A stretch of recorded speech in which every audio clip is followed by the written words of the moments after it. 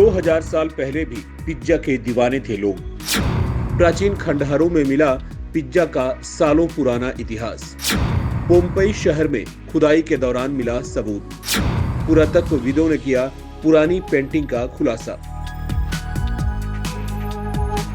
आज के दौर में पिज्जा दुनिया में सबसे ज्यादा पसंद की जाने वाली डिश में से एक है।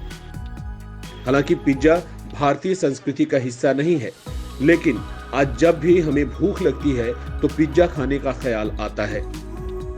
हम घर बैठे आसानी से पिज्जा ऑर्डर कर लेते हैं और कुछ ही देर में पिज्जा उपलब्ध हो जाता है, जिसे खाने के बाद हमारी भूख मिट जाती है।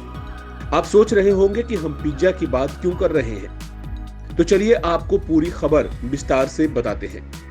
अगर हम आपसे कहें कि पिज्जा कोई हालिया संस्कृति नहीं है, पिज्जा की खोज 2000 साल पहले ही हो गई थी, तो क्या आप इस बात पर विश्वास करेंगे? शायद आपको हमारी बातों पर भरोसा नहीं होगा, क्योंकि आपको यही लगेगा कि पिज्जा आज के जमाने का फूड है। लेकिन आपको जानकर हैरानी होगी कि 2000 साल पहले भी लोग पिज्जा खाते थे। हाल ही में इस बात का सबूत मिला है। दरअसल प्राचीन रोमन शहर पोम्पेई में पुरातत्वविदों ने एक जलरंग पेंटिंग की खोज की है, जिसमें एक चांदी की थाली समेत शराब, फल और टॉपिंग के साथ पिज्जा जैसा दिखने वाला आटे का एक चपटा गोल टुकड़ा भी नजर आ रहा है। 2000 साल पुरानी पेंटिंग में दर्शाया गया फ्लैट ब्रेड हाल ही में पोम्पेई में रेजियो 9 के इनुला 10 में नई खुदाई के हिस्से के रूप में उभरा है, जो प्राचीन पोम्पेयन घर की दीवार पर दर्शाया गया था। वह आधुनिक पकवान का दूर का पूर्वज हो सकता है। 2017 में इसे नियोपोलिटन पिज्जा शेफ की पारंपरिक कला के रूप में विश्व धरोहर तत्व का दर्जा दिया गया था।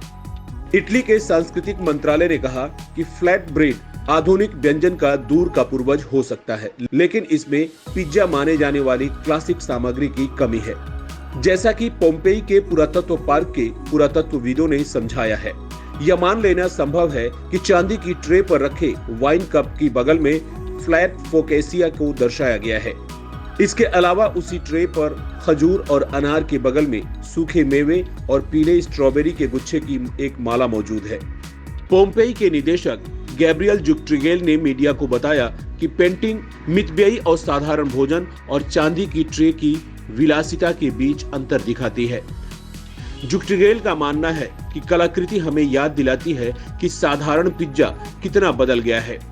उन्होंने कहा कि इस संबंध में हम पिज्जा के बारे में सोचने से कैसे चूक सकते हैं, जिसका जन्म दक्षिणी इटली में एक खराब व्यंजन के रूप में हुआ था, जिसने अब पूरी दुनिया जीत ली है और इसे दुनिया के हर रेस्तरां में भी परोसा जाता है। यह पेंटिंग नेपल से सिर्फ 14 मील यानी 23 किलोमीटर दूर पाई गई है, जहां पिज्जा बनाने की पारंपरिक कला को यूनेस्को का संरक्षण प्रदान है। लगभग 2000 साल पहले माउंट वेसुवियस के विस्फोट से पोम्पेई नष्ट हो गया था, लेकिन 16वीं शताब्दी तक इस स्थान की खोज नहीं की गई थी। लेकिन हाल ही के सालों में पुरातात्विक गतिविधियों में तेजी आई है।